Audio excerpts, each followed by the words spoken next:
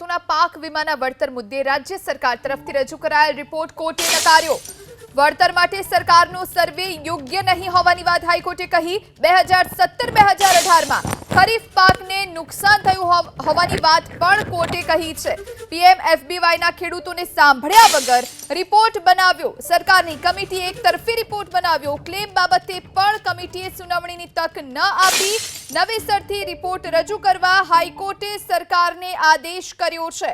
2 અઠવાડિયામાં નવેસરથી સોગંદનામા પર વિગતો મૂકવા આદેશ કરવામાં આવ્યો છે। 26મી જુલાઈએ વધુ સુનાવણી હાથ ધરવામાં આવશે। તો પાક વીમાના વળતર મુદ્દે સરકારે જે રિપોર્ટ બનાવ્યો તે કોર્ટે નકારી દીધો છે।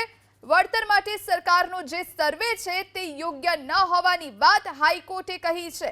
2017-2018માં ખરીફ પાકને નુકસાન થયું હતું। પીએમએફબીવાયના ખેડૂતોને સાંભળ્યા વગર રિપોર્ટ બનાવવામાં આવ્યો હોવાની વાત હાઈકોર્ટે ટાંકી છે। સરકારની કમિટીએ માત્ર એક તરફી જ રિપોર્ટ બનાવ્યો। ક્લેમ બાબતે પણ કમિટીએ સુનાવણીની તક નથી આપી। નવેસરથી રિપોર્ટ બનાવવા માટે હાઈકોર્ટે સરકારને આદેશ કર્યો છે।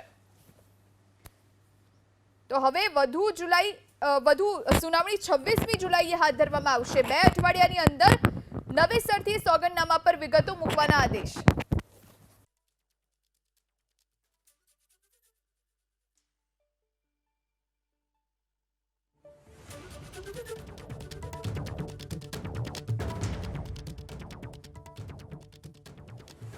ખેડૂતોને સાંભળ્યા વગર રિપોર્ટ બનાવ્યો હોવાની વાત કોર્ટે કહી। સરકારની કમિટીએ એક તરફી રિપોર્ટ બનાવ્યો હોવાની વાત પણ કહી છે। મહત્વનું છે કે ખેડૂતોને જે નુકસાન થયું છે તેનો સર્વે યોગ્ય ન કર્યો હોવાની વાત પણ હાઈકોર્ટે ટાંકી છે। 2017 અને 18માં ખરીફ પાકને નુકસાન થયું હોવાની વાત પણ હાઈકોર્ટે ટાંકી છે।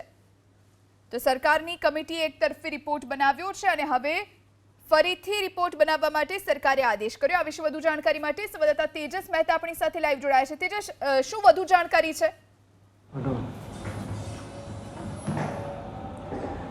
જુહી, ગુજરાત હાઈકોર્ટ સમક્ષ જે અલગ અલગ રીટ પિટિશન્સ થઈ હતી અને જાહેર હિતની અરજી થઈ હતી તેની પર આજે કોર્ટમાં સુનાવણી થઈ।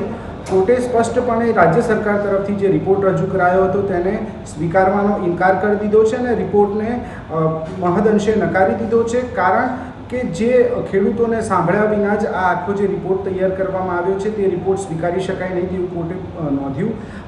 જે રિપોર્ટ રજૂ કરવામાં આવ્યો હતો વર્ષ 2017 અને 2018માં ખરીફ પાકને ભારે વરસાદના કારણે જે નુકસાન થયું હતું, પ્રધાનમંત્રી ફસલ બીમા યોજના હેઠળ આ જે વળતર ચૂકવવાનું થતું હતું તે કોઈને પણ સુનાવણીની યોગ્ય તક આપ્યા વિના એક તરફી રીતે રિપોર્ટ જે રજૂ કરવામાં આવ્યો તે કમિટીના રિપોર્ટને સ્વીકારવા કોર્ટે ઇનકાર કરી દીધો છે। સાથે જ સરકારી વકીલને એ પણ આપને અટકાવવા માંગીશ। આપણી સાથે ખેડૂત નેતા પાલ આંબલિયા ફોનલાઈન પર જોડાયા છે। પાલભાઈ, આપનું સ્વાગત છે। સરકારે જે રિપોર્ટ બનાવ્યો એને હાઈકોર્ટે નકારી દીધો છે પાક વીમાના વળતરને લઈ અને હવે 2 અઠવાડિયાની અંદર નવો રિપોર્ટ રજૂ કરવા માટે કહેવામાં આવ્યું છે। જુહી, પ્રધાનમંત્રી પાક વીમા યોજના 2016-17 થી 19-20 4 વર્ષ જે ચાલી, આ 4 વર્ષમાં અમે અલગ અલગ ખેડૂત સંગઠનો, ખેડૂત આગેવાનો, નામદાર ગુજરાત હાઈકોર્ટ સમક્ષ ગયા છીએ।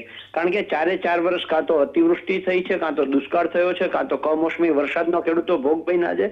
આ જ્યારે 2017-18ના પાક વીમાને લઈ અને માણાવદર મૂડી આ ખેડૂતોના લઈ અને જ્યારે કોર્ટમાં ગયા ત્યારે આજ સરકારે, ગુજરાત સરકારે એફિડેવિટમાં જે એક રિપોર્ટ રજૂ કર્યો હતો ને એમાં એને એવું કહ્યું હતું કે આ પાક વીમા કંપનીઓને પોસાય એમ નથી એટલે અમે આંકડા બદલીએ છીએ। આવું સોગંદનામા ઉપર એમણે ગુજરાત સરકારે ત્યારે વીમા કંપનીઓને બચાવ કરતો અહેવાલ રજૂ કર્યો હતો।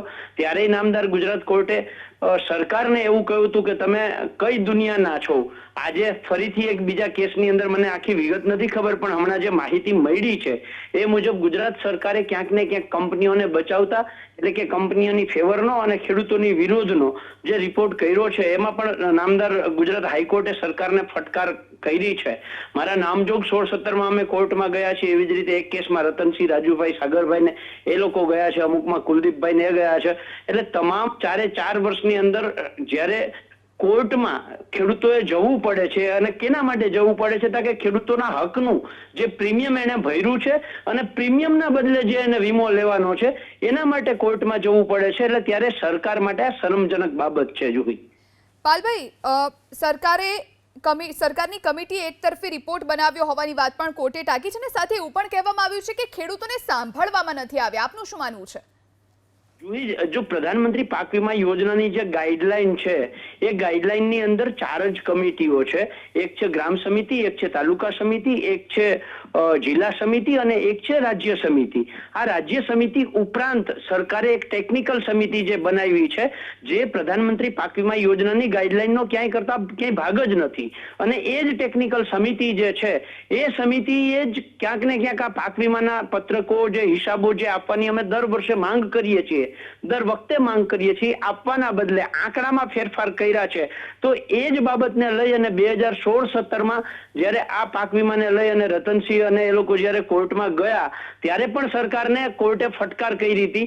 અમે પણ કહેતા હતા કે આ ટેકનિકલ સમિતિ ક્યાંય કરતા ક્યાંય છે જ નહીં. અનેક વખત હું ડિબેટોમાં એબીપી અસ્મિતામાં પણ બોલી ચૂક્યો છું કે ટેકનિકલ સમિતિ જેવી કોઈ જોગવાઈ જ નથી.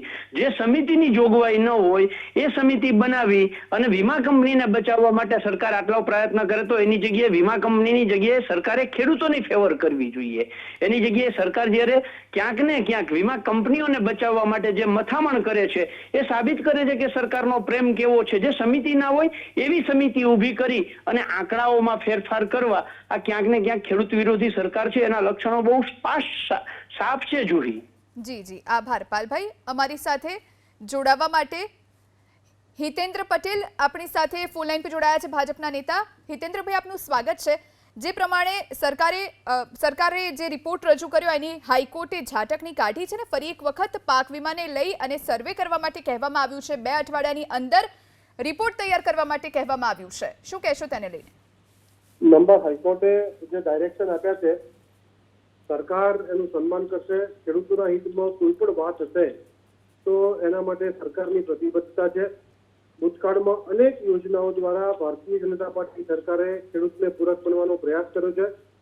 પ્રામાણિક પ્રયાસ કર્યો છે અને એના પરિણામે ગુજરાતમાં સમગ્ર દેશ કરતા ખેડૂતોની જે સ્થિતિ છે એ સારી છે. હજુ પણ વધુ સારું બનાવવાની જરૂર છે એવું માનીએ છીએ અને એટલા માટે જ અનેક વાર અનેક યોજનાઓથી ભારતીય જનતા પાર્ટી સરકારે ખેડૂતો માટે કામ કર્યું છે. કોઈ મિત્રો કોઈ એક ચુકાદાથી અથવા કોઈ માર્ગદર્શનથી રાજ્યની સરકારને સર્ટિફિકેટ આપે એવી પ્રતિપક્ષના સર્ટિફિકેટની ભારતીય જનતા પાર્ટી સરકારને કોઈ આવશ્યકતા નથી. ગુજરાતની જનતા, ગુજરાતના 6.5 કરોડ જે જનતા છે એના મતદારો છે એ વખતો વખત ભારતીય જનતા પાર્ટીની સરકારના કામનું મૂલ્યાંકન કરે છે, અમને આશીર્વાદ આપે છે, સતત 7મી વાર આશીર્વાદ આપે છે. એટલે મતદારોનો, ખેડૂતોનો વિવેક જે છે એ ખૂબ ઊંચો છે અને એટલે જ નરેન્દ્રભાઈની કેન્દ્રમાં સરકારમાં આવ્યા પછી જે પ્રમાણે ખેડૂતોના કામમાં સ્પીડ આવી છે, અનેક નવી યોજનાઓ જે આપણે એમનું કામ કર્યું છે એનાથી દેશની જનતા અને ગુજરાતની જનતા વાકેફ છે. હા, કોઈ એક પ્રકલ્પમાં, કોઈ એક વિષયમાં અમે ઊંડા ઉતર્યા અથવા અમે એ યોજનાને સમજવામાં ઊંડા ઉતર્યા તો અમે નિખાલસતાથી કહીએ છીએ કે એમાં પણ ખેડૂતોને ફાયદો થાય. નામદાર હાઈકોર્ટ જે પણ માર્ગદર્શન આપશે એ પ્રમાણે ખેડૂતોના હિતમાં કામગીરી કરવા માટે અમે પ્રતિબદ્ધ છીએ. હિતેન્દ્રભાઈ, 2024 ચાલે છે. 2017 ને 2018માં ખરીફ પાકને નુકસાન થયું હોવાની આ વાત છે ને એને લઈને હવે રિપોર્ટ પહેલા સબમિટ કરવામાં આવ્યો ને એ રિપોર્ટમાં પણ ખામી હાઈકોર્ટે શોધી છે. નહીં, આઝાદીના ઇતિહાસમાં આદરણીય નરેન્દ્રભાઈ મોદી સાહેબને પ્રથમવાર જ વિચાર આવ્યો હતો કે આવો સર્વાંગી વીમો હોવો જોઈએ. જે લોકો વીમાની સમીક્ષા કરે છે, યોજનાની સમીક્ષા કરે છે, એમને તો 7 પેઢી સુધી કોઈને વિચાર જ નહોતો આવ્યો ખેડૂતોને આવી મુશ્કેલી છે, વીમો જોઈએ, એનું પ્રીમિયમ સરકાર ભરે, ખેડૂતને નજીવું પ્રીમિયમ ભરવું પડે અને મસ્ત મોટી રકમ મળે, આખા દેશમાં મળી રહી છે. ગુજરાતમાં સમાવું આપણે એમાં થોડા ઊંડા ઉતર્યા છે. એના અનેક કારણો છે, કારણોની ચર્ચા અહીંયા આ પ્લેટફોર્મ પર નથી થઈ શકતી, પણ આ વિચાર આવ્યો છે અને એને સારી રીતે અમલમાં મૂકવાનો પ્રયાસ પણ ભારતીય જનતા પાર્ટી સરકારે કર્યો હતો. આ એ જ લોકો વાત કરી રહ્યા છે જે લોકોએ એને એવું કહેતા હતા કે ભાજપના મળી જવા માટે વીમો ઉતાર્યો છે. આ ફરજિયાત શાના માટે હોવો જોઈએ? અનેક ડિબેટો તમે રિવાઇન્ડ કરીને જુઓ તો આજ મહાનુભાવોના નિવેદન છે કે આ શાના માટે કર્યો છે? ભાજપના બળદિયાઓને પોષવા માટે કર્યો છે. આ ફરજિયાત ના હોવો જોઈએ. સરકાર આગળ કેમ રાખે છે? અને આજે પણ સરકારે જે તે વખતે 16, 17, 17, 18 જે આપ્યા છે તો અનેક ઘણા પૈસા આપ્યા જ છે. અહીંયા પણ જે મુશ્કેલી પડી છે ટેકનિકલ છે. સરકારનો એમાં રાજ્ય ખોટો છે જ નહીં. વીમા કંપની અને ખેડૂતની વચ્ચે સરકાર નોડલ છે, સરકાર માધ્યમ છે, સરકારે પ્રયાસો કર્યા છે. કદાચ એ પ્રયાસો હોવા હશે તો ફરીથી હાઈકોર્ટના માર્ગદર્શનમાં એ પ્રમાણે કામ કરશે.